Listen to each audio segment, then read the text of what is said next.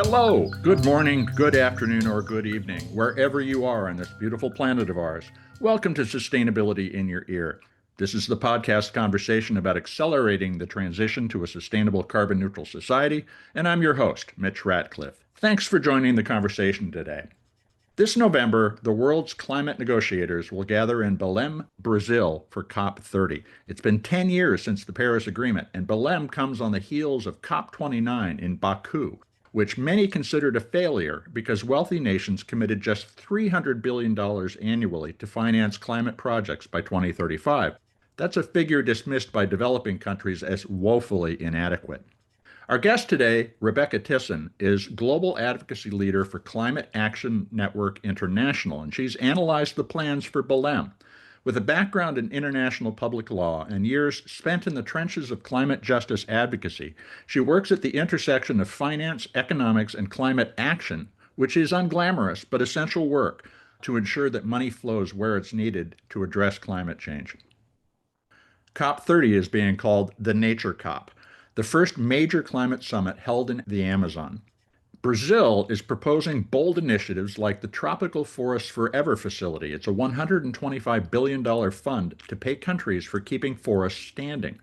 But the conference is already overshadowed by contradiction. A 4-lane highway was carved through a protected Amazon rainforest to accommodate the 50,000 delegates expected in Belém. They'll talk about nationally determined contributions to reduce carbon emissions, climate finance, forests, ocean and biodiversity protections, and setting out a roadmap for a just transition to a post-carbon society. There's growing momentum around new finance mechanisms as well, such as taxing fossil fuel companies, implementing a global wealth tax on billionaires, and addressing the debt crisis that's crushing developing countries' ability to invest in climate action. The question is whether COP30 can move these ideas from advocacy to actual policy commitments. So we will talk with Rebecca about climate debt, the problem of treating climate support as a loan instead of a grant, and the role of Climate Action Network's 1,800 member organizations in pushing for justice at COP30.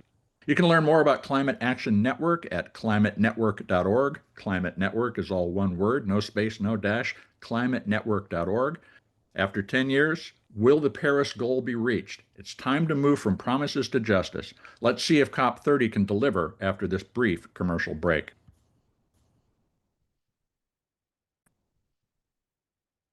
Welcome to the show, Rebecca. How are you doing today? Hi, Mitch. I'm good. How are you? I'm doing well. Thanks for taking the time to talk with us about COP30, which, is 10 years since the Paris Agreement. I don't think anybody's satisfied with the progress we've made. And this has been called a critical juncture for decisive global climate action. What are the major issues that we need to be discussing at Belém? Well, the agenda for COP30 is definitely very packed. There are many things that are on the table and many things that needs to be decided in Belém. But maybe before commenting on the specific negotiation and the agenda, I just wanted to remind us the context we are in when it comes to COP30. And it's a very challenging context. So I think we have to acknowledge that. Not only it's a very challenging context externally, the geopolitical situation we are in is, I think, unprecedented. When you look at the trade wars ongoing, the genocide happening in Palestine, and many conflicts around the world, but also the retreat mostly of international cooperation across the board. And, just the fact that official development assistance, for example, has been slashed by developed countries recently in 2024 and then in 2025. So all those elements are making COP30 context very challenging. But then also internally, when you look at where we are after the Paris Agreement, the Brazilians have hell of a task in front of them to continue to make people believe that the COP space is worth our energy and our investments. So in terms of what exactly is on the table, we always have to dissociate between what's formally on the table. So what are the, formal negotiating tracks where we have to expect a formal decision, and then what's on the political agenda. And of course, both are very important, but it's a different type of expectation, so to say. So on the formal agenda, I'll just list the item and then we can go back to them if you wish. So one a very important topic that's going to be discussed in Belém is the Just Transition Work Program. And as Can International, we believe that it's one of the potential main outcome we can get out of the COP. The second one is the global goal on adaptation, which is, the very important topic for the African group of negotiators or many vulnerable countries. Adaptation and resilience building are a critical part of climate action. And the third one is the global stocktake. So, in Dubai, we agree on this global stocktake 5 years after the Paris Agreement. And now the question is how to implement this decision and already think ahead of the next global stocktake that would happen in 2028. So that's for the technical things. And just to finish on the kind of political, we also need to see all countries or parties to the Paris Agreement submitting their climate plans, what's called NDC, right? National Determined Contribution. So that's also very important. It does not have a formal negotiating tracks, but politically it's essential to understand whether or not we are on track to meet the Paris Agreement objectives. Based on the early NDCs that have been shared, it doesn't look as though we are on track. Will the negotiators ultimately come to terms with that during this session, or do you think that this is another kick the can down the road moment? It's a very, very good question. And I think everybody is a bit speculating on how this NDC situation and this ambition gap would be treated at COP. The hope, I think, is to have a very early on a recognition where we are and what the gap is, maybe even already at the head of states level. So in the leader segment, we always open the COP with head of state giving speeches and new commitments. So that's this year a bit different than other years. It's separated from the COP, so it's before the COP even starts. Usually it's the 2 first days of the COP. Now it's separated, but yet it's still a very important political momentum. And we would hope that there is a collective recognition of this ambition gap, and hopefully maybe also some countries already acknowledging that they are not doing enough and that they would maybe submit enhanced plan moving forward, eventually at COP31, for example. But also I think an important recognition would also be that the lack of ambition is linked to the lack of finance and adequate support that has been provided to developing countries. You mentioned the fact that a lot of the global north is pulling back from just general aid, not necessarily climate aid. Even I don't even think a lot of them are thinking about it. And the COPs serve an important purpose. It focuses our attention on an annual basis on the topic. But do you also think that at this point in the movement that we need a more decentralized approach to the way that we are doing these negotiations? I have always been convinced that that was the case, actually. I think we all fall into the trap of only talking about climate and climate action around the COPs and hoping that those would actually solve the whole climate crisis, right? So they are essential and critical component of the climate action and a very important moment for the climate movement to come together, elevate certain issue, shed the light on specific laggards or champions, and put the kind of political pressure we need. But those 2 weeks would never solve the whole problem we are facing, right? When it comes to structural investment, capacity building, infrastructure and industry building, et cetera, et cetera. So I think we have to use the COP as kind of a compass to implement the Paris Agreement, but then effort has to come at the regional, the national, the local level, all year long. And just expecting those 2 weeks to be enough would never suffice, no. So what are the voices that need to be included in the discussion in order for this really to be an effective COP and for the year-round conversation to be impactful as well? So I think it's important to think who should be around the table. And of course, we have many recommendation and concerns sometimes about civil society participation within the COP. Noting, to be fair, that it's one of the most open and transparent multilateral process where we have access to, if you compare to, I don't know, the World Bank and the annual meetings or the WTO discussions, I mean, it's far from being open to civil society, and we are not welcome at all to those spaces. So we have to acknowledge that COPs are, somewhere we can still have some influence. But so the modalities of civil society participation can, in any case, be strengthened. But I think it's also a question of who should potentially be excluded from those calls and from those talks, including, for example, fossil fuel lobbyists, right? There has been calls for years and years to have a stronger conflict of interest policy within the UNFCCC, and hasn't been agreed as of yet. But I think making sure that those lobbyists that are actually working against the very fair objective of the Paris Agreement should be excluded from those talks. That would be also very important. It does seem like having people in the room who want to make progress would be a good idea. The Climate Action Network is 1,800 or so organizations. Who are they, and how do you bring them into this conversation? So yeah, indeed, we have almost 2,000 members now across all continents and in more than 130 countries. So we structure our work both geographically and thematically. So we have what we call nodes. So it's sub regional national CANs. So we have, for example, CAN Europe, but also CAN South Africa, CAN Southeast Asia, CAN Pacific, PCAN, etc., etc. So we are represented through regional and national nodes, where, of course, they do their advocacy and campaigning work towards their national or regional institution, which is, of course, essential to make sure the messaging and the priorities come across in each of the respective contexts.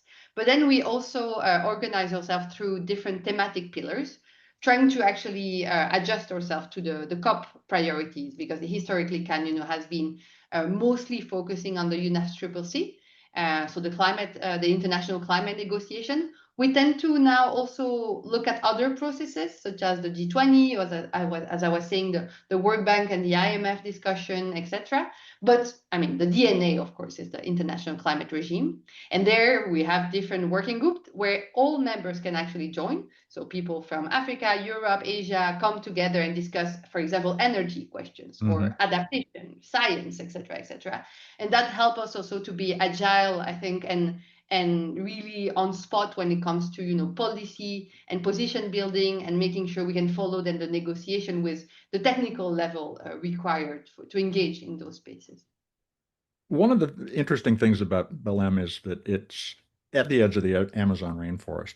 Does that location really communicate a commitment to preventing deforestation? Or is Brazil, to a degree, playing a positioning or marketing game around how we're describing this COP's goals? This is a complex question, and honestly, I don't know how much I can answer that on the record. I appreciate because there are many layers to my answer. So definitely, I think the emphasis on deforestation, nature conservation is needed and urgent. So in that sense, having a COP in the Amazon, and also I think the emphasis on communities, right, and indigenous people being at the forefront of this crisis is key. And that's also, I think, important to also show that the climate crisis is not only about greenhouse gas emission, but also about nature, biodiversity, the environment more broadly, and not just the narrow understanding that some of us have about climate change. But I'm honestly am a bit in doubt of how useful, of how much the fact that the COP would be hosted in the Amazon serves actually the purpose of that kind of sensitive, bringing attention and sensibility to the cause. And first and foremost, because we are actually building a COP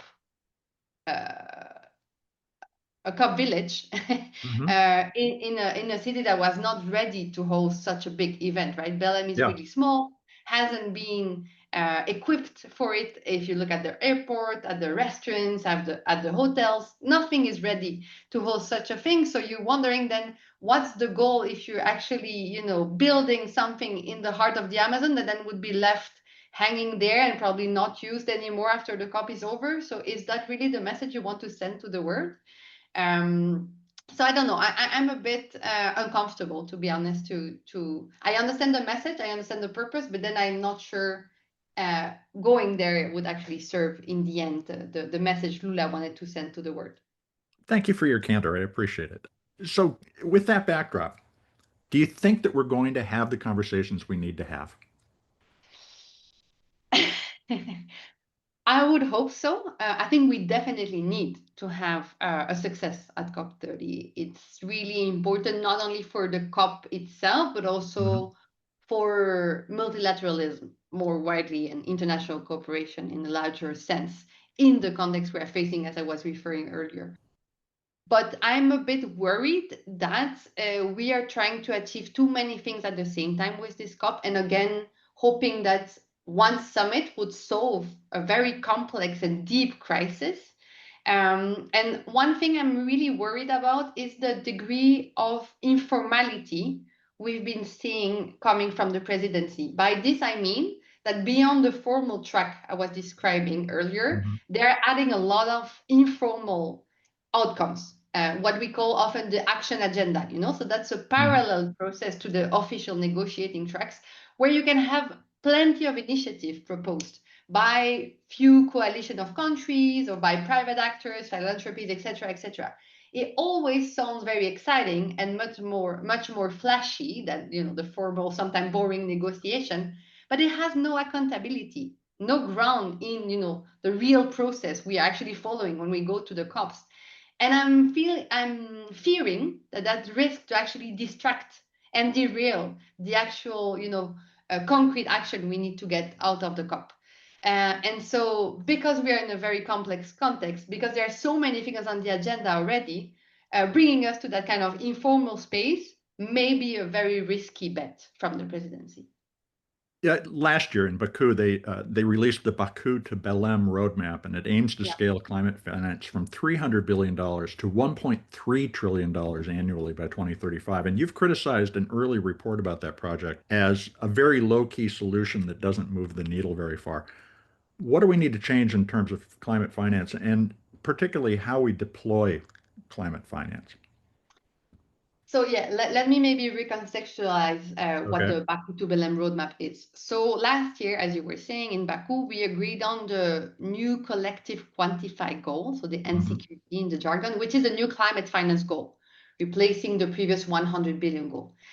It was a huge disappointment for many observers, for majority of developing countries, I think all of them basically.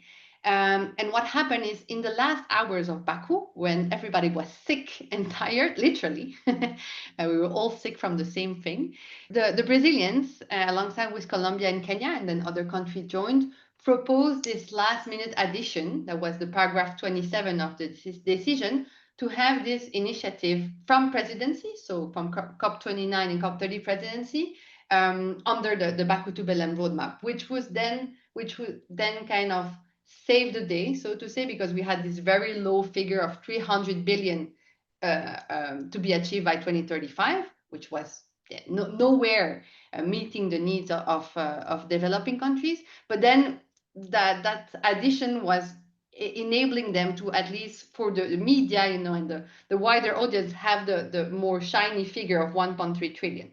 However, this is a presidency initiative, so it has no legal mandate at all. It's not a negotiated Oh, okay. outcome. And it's also, so it's in the NCQG decision, but it's an aspirational goal. So it says in the paragraph that all actors are responsible for it. And you know that when you expand those kind of language, you don't know exactly who would actually contribute and who would put money on the table in the end. So I think in the beginning of the year, everybody had some hope that that would maybe save a bit the very bad Baku decision. But it has become clearer and clearer that there is only as much two presidency can do, and as much they want to do as well. Brazil has been very clear that they do not want Belém to be a finance COP again. And so in Mhm. that sense, they have also to manage expectation, right? And they cannot come with a very shiny report if they actually decide to put finance a bit lower on the agenda, which in my sense does not make sense. Because if you want to have an implementation COP, as they've been saying over and over again, you need to put some finance on the table, right? Otherwise, you're not going to implement anything. A plan without a budget is not a plan. Exactly. It's an aspiration. Exactly. So the thing I've been reacting on is actually not the roadmap itself, because at the time we're speaking now, we haven't seen the report yet. It's coming out next Monday, so maybe you can chat again and I can tell you what I think about it. But what I've seen is the contribution of the Circle of Finance Ministry, which is another Brazilian initiative. They have been putting together 34 countries, and so 34 finance ministries, to input to the final roadmap. So of course it's coming with a very specific lens, a finance ministry lens, which is very different from environmental climate ministries, right? And they've been outlining a set of solutions. And sadly, while we know that finance ministry hold the budget, and they have so much levies and power in their hands to actually finance climate action, they've been putting very low bar solutions and not moving the needle very far. So that's what I've been reacting to. They're looking more at the budget than the goals, sounds like. Yeah, and specifically not to touch so much on the budget or any, ambitious modification to policies and measures, just continuing business as usual with a pinch of salt of, good wording and vocabulary, but no real transformation there. I think this is a great place to take a quick commercial break. I want to talk more about finance. We'll be right back.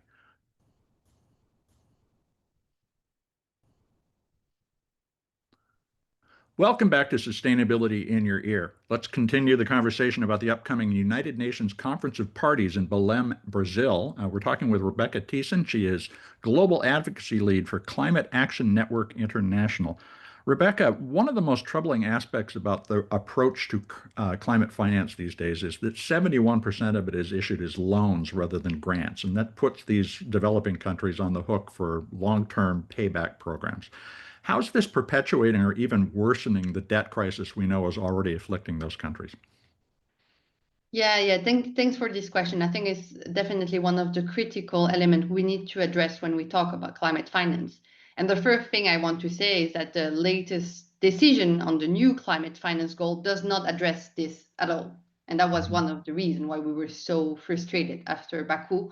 Well, we've been repeating for years that if we do not stop this kind of debt-inducing climate finance from flowing to developing countries, it would never solve the whole issue we have facing the climate crisis. So just to give you some numbers, we know that climate finance is approximately to 71% of climate finance comes as loans currently. But we also know that the majority of those loans are actually offered on non-concessional terms, which means that it could actually be expensive loans when it comes with expensive interest rates, right? So that's even worse. And we know also that half of the climate finance allocated to least developed countries, LDCs, and SIDS, so small island developing states, are provided through loans. So it means that the most vulnerable to the climate crisis are actually receiving half of the climate finance through loans, which is making them even more vulnerable because they have to be even more indebted because of the climate finance they are receiving. And the countries with the highest share of loans in their climate finance are France, Japan, Italy, Spain, and Germany. I think it's also important to know because often they claim maybe to be climate champions to a certain extent, but it's important to know that they are contributing to the crisis. And so I think we have to see this problem as a vicious circle, right? One starting point is that climate finance is nowhere sufficient to meet global south needs, right? When it comes to mitigation, adaptation, or dealing with loss and damage. But then we also know that the majority of the developing countries are now indebted, right? So the debt crisis forces them to reduce their public spending on essential services, such as climate action, because they have to prioritize the repayment to their creditors. We also know that because of high level of debt, countries are turning their natural resources, including fossil fuels, including critical minerals, to generate resources to then repay the creditors. And we also know, lastly, in this vicious circle, that the climate impacts that are actually increasing across the globe are worsening the debt crisis, because extreme climate events will affect a country's debt sustainability. And we know that there are no valid cancellation or suspension mechanism that work for countries. So they are just facing a debt circle because of climate extreme events. Well, and one component of that loss and damage financing is currently there's about $700 million committed, which of course is different than actually contributed where the money's in the bank. That's nowhere near enough based on everybody's assessment. Who needs to contribute to that funding to make it a viable platform for supporting communities that are displaced by climate change or simply trying to respond to and mitigate climate change? Well, the same countries who are historically responsible for the climate crisis, right? We know who they are, and we know also that one of the biggest contributors has now left the Paris Agreement. But it's not a reason for the other developed countries to not fulfill their obligation. And I think the loss and damage story is a very important one. We fought really, really hard already a few years ago now to establish this loss and damage fund. But obviously, having a fund that's empty would not have any impact on communities' reality and lives, right? So we had an important board meeting of the Loss and Damage Fund right before this, so I think 2 weeks ago in Manila. So the good thing is that they agree on the kind of startup phase for the fund. So now that it means that funding proposal can be issued to then potentially get some money flowing to loss and damage projects. That would also, of course, need to be reflected in the COP discussion and the guidance to the fund that would be discussed by parties. But I think it's really important that we do not let loss and damage fall off the hook, which in my perception has been the case. After we established the fund, I think developed countries have been doing everything they could to avoid talking about loss and damage anymore. Kind of, okay, we gave you the fund, but now we don't want to talk about this, which of course makes no sense. And one of the consequences of that is that loss and damage is not recognized formally under the NCQG decision, under the new climate finance goal. It has some mentions, so we can use those hooks.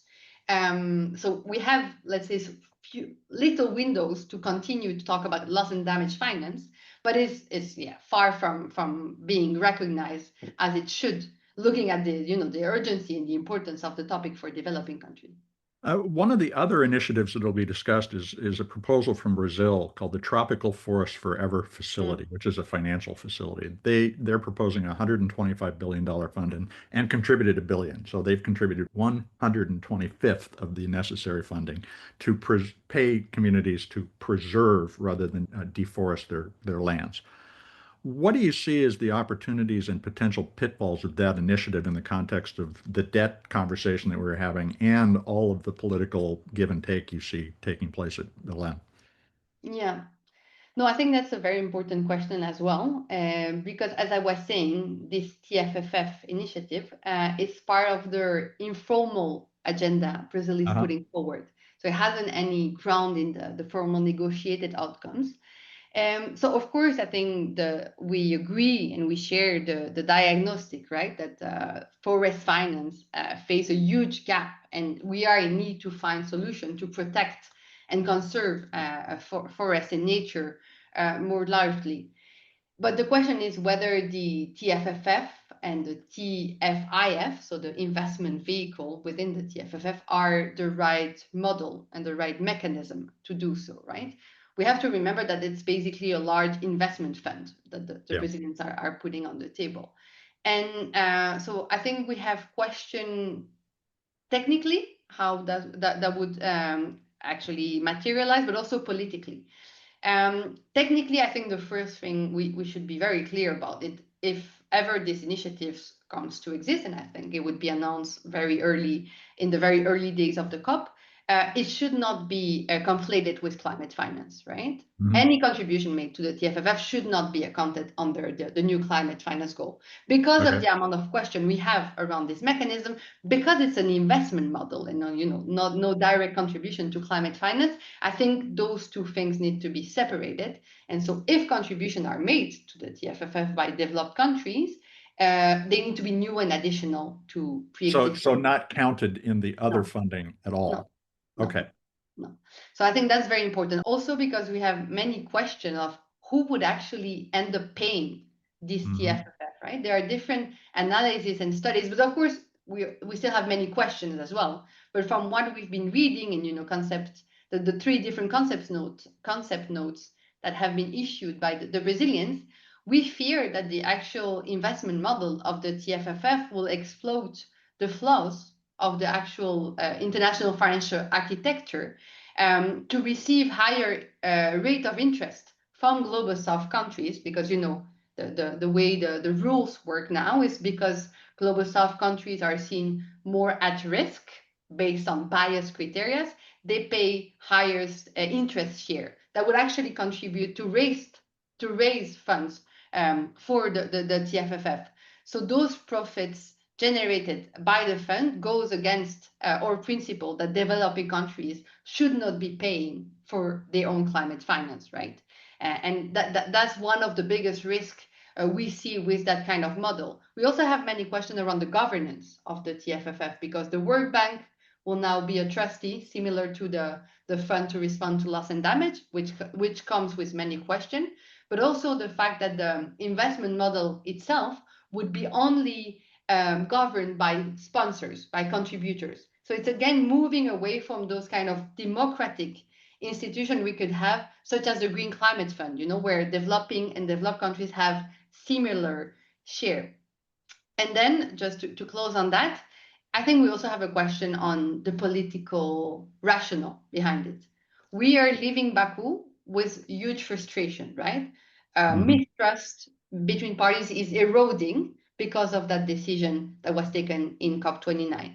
So we are in need to get signals on finance, signals that support would be adequately provided to developing countries moving forward. That's what we call an implementation COP.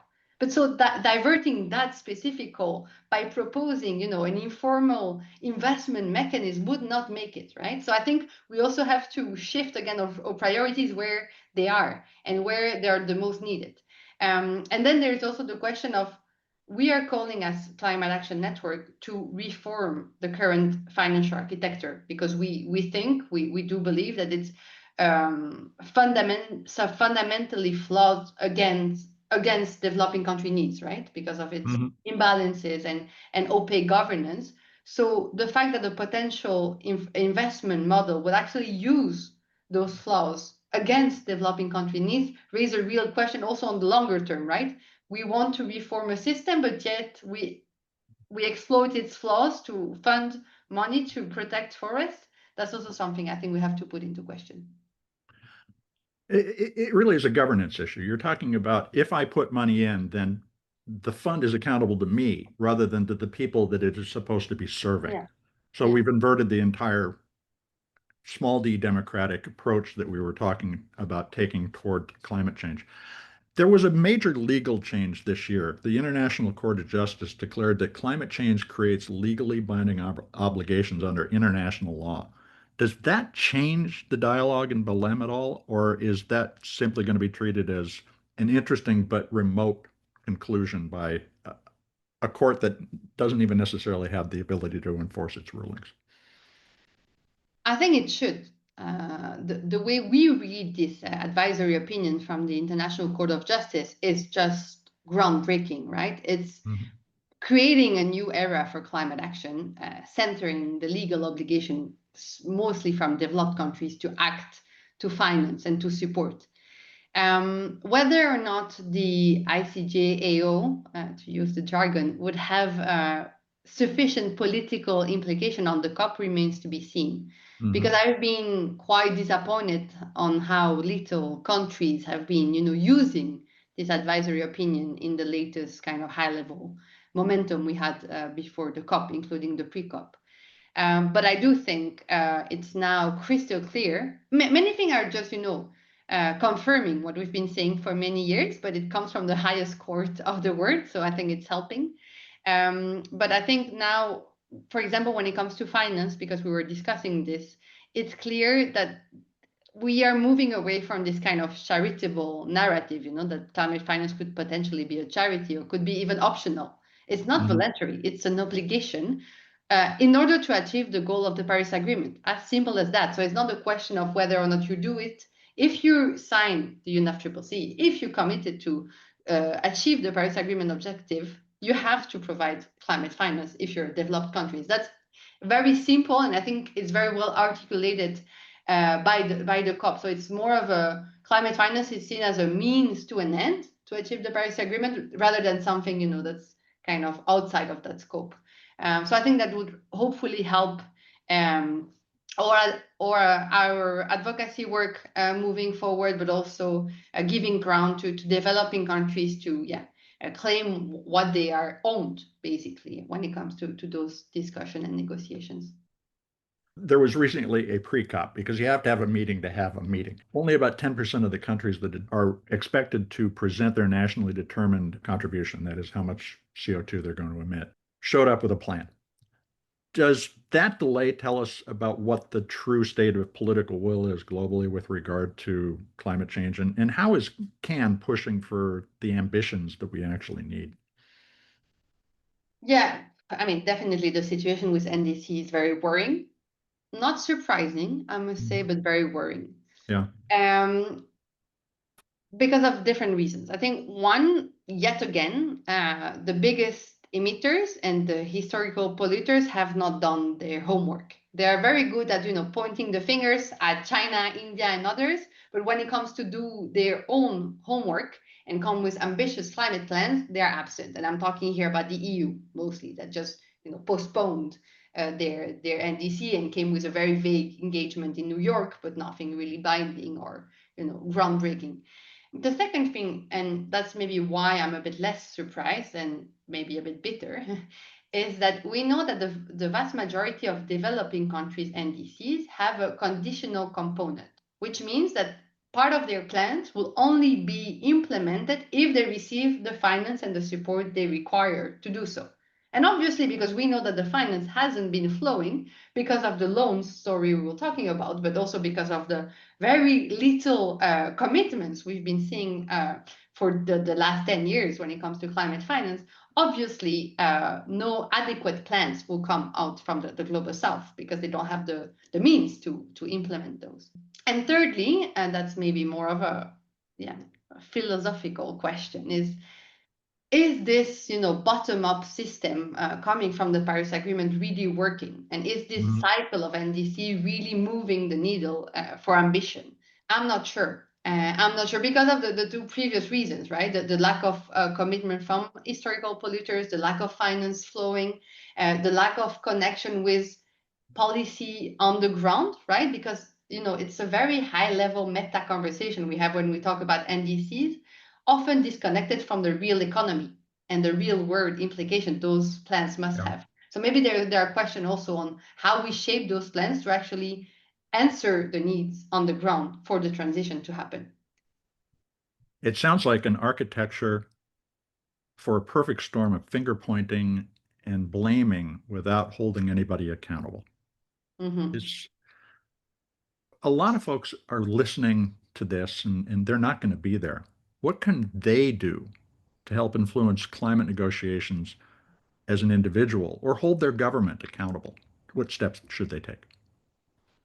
So as I told you earlier, I think there are many priorities being put at the forefront at this COP, and I think it would help, at least for people who want to achieve something, to pick one and try to force something concrete to come out of this COP. The bet we've been doing as Climate Action Network International, but also with other allies across the world, is to have something meaningful coming out of the Just Transition Work Program. The reason why we picked Just Transition is threefold. One, because we believe that it's time to think about climate action differently, not only about, you know, very vague global goals, but actually climate action that works for people, basically, people, community, workers. And that's what Just Transition is about in the end. So maybe thinking, okay, 10 years after the Paris Agreement, we've seen some progress. Majority of things have been lagging, even, you know, backsliding. So why not trying something different by centering equity and justice as, you know, a pragmatic approach to climate action, not just as a footnote. And so we think, and the main ask there is to have what we call the Belém action mechanism, which is the BAM. And so it's bringing, all the different just transition conversation and initiatives that are happening around the globe together to actually really make just transition happen on the ground. So having this kind of, initiative connecting much more the reality of the ground, of the real economy to the COP space, I think would be something meaningful leaving Belém. So I would say to people, if you're following the COP from afar, you don't know where to look for just transition. Talk to your government, talk to your trade unions as well, because we've been seeing, and in my context, for example, in Belgium, it has been very tangible as well that many social dimensions of the climate conversation are absent, right? We don't connect climate justice to climate justice enough. So why don't we create, much more convergences to those conversations, and also by engaging on the just transition conversation in Belém. The second thing I would say that's very important is to put pressure on the capitals, because it's, again, we focus only on the COP. We are activating ourselves for 2 weeks and then we just stop. You have to hold your government, your response, the people you elected accountable. And so that means that you have to put pressure on your climate, environment, finance ministry all year long, and specifically in the capital where the power lies. And finally, don't stop talking about climate after the COP. Continue to push for the agenda. We've seen a total disappearance of climate, right, on the general headlines now. We talk about economy, we talk about trade, we talk about the wars, but we don't talk about climate anymore. And I think it's really important that we collectively try to connect the climate crisis to other crises. I'm not saying we should just talk about climate, but climate cannot be absent of the conversation either. Obviously, the mass migration is one that many organizations around the world are concerned about on both sides of the political spectrum. That might be one. The Climate Action Network is going to be at the event. How can folks listening follow along with your work at the event? So there are different ways you could do that. We issue every day a newsletter called Echo. So it's a bit technical, but I think if you want to understand a bit what's happening in the negotiation, it's a useful tool. We do daily updates on our social media as well. And then we also have like media, press releases and of course a readout of the outcome right after the COP. So if you don't want to follow the negotiation but know what happened, you can always read, of course, or press releases and analysis after the COP. Well, Rebecca, thank you very much. We're all going to be following along, and please keep up the good work. We appreciate your time today. Thank you.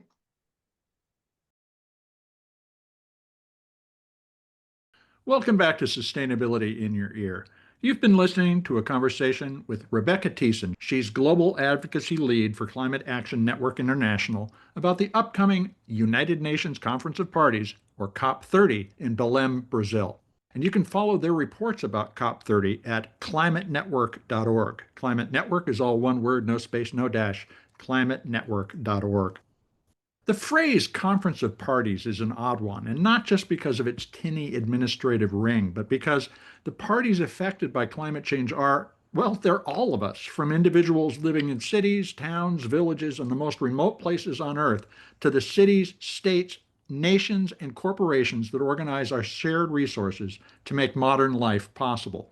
Without a stable climate, we are all facing trouble, but those at the bottom of the economic ladder in the global south most of all. A just transition is achievable, even one that doesn't rely on backbreaking loans to developing nations. By thinking in systems together, we can find solutions and roles for everyone involving caring for nature, our one shared resource on which everything relies. Those roles will be filled in the United States to create the circular economy and on every corner of the planet or niche in the economy globally to achieve a carbon neutral society. But why not distribute the climate conversation all year long instead of just the few weeks that COP happens? After all, the issue is now widely understood. A few weeks ago, Sustainability in Your Ear featured a live session from Climate Week in New York, at which COP-X, another People's COP effort, spearheaded by environmentalist, rancher, author, and the co-founder of the Rocky Mountain Institute, Hunter Lovins, was introduced and announced to the public. She and the COP-X team envisioned thousands, perhaps even millions of local groups building a constant global discussion about taking action to reverse climate change. Rebecca's comment that COP30 involves too many issues for a single event makes plain the need for a new distributed approach to climate policy, one that can integrate the participation of every voice, small and large, that must be heard in order to change policy fairly, in order to innovate, to collaborate, and build that post-carbon society. Imagine a world powered by the sun, as author Bill McKibben recently explained on the show, where power is virtually free after the initial capital investment to capture the energy of the sun, without those intermediaries that we pay today, like fossil fuel companies, without the millions of years it takes to turn biomass into petroleum so that we can burn it and warm our atmosphere, without limits on what we can do with sustainable technologies. We need to make those visions reality. But it doesn't sound like Belém is going to produce answers. How will you be able to judge COP30's success? Well, I suggest by measuring the commitments made against the funding actually delivered. It comes down to whether this time the Conference of Parties will deliver breakthroughs that make meeting the Paris Accord goal of limiting atmospheric warming to less than 1.5 degrees centigrade, a threshold that we are passing even as I speak, actually come to pass. And we'll keep watching the story. I hope we have some good news to report. And I hope you'll also take a look at any of the more than 500 episodes of Sustainability in Your Ear that we've produced to date. Share them with your friends. Writing a review on your favorite podcast platform will help your neighbors find us. Folks, you're the amplifiers that can spread more ideas so we create less waste. Tell your friends, family, and coworkers they can find us on Apple Podcasts, Spotify, iHeartRadio, Audible, or whatever purveyor of podcast goodness that they prefer. Thank you for your support. I'm Mitch Ratcliffe. This is Sustainability in Your Ear, and we will be back with another innovator interview soon. In the meantime, folks, take care of yourself, take care of one another, and let's all take care of this beautiful planet of ours, partly by paying attention to COP30. Have a green day.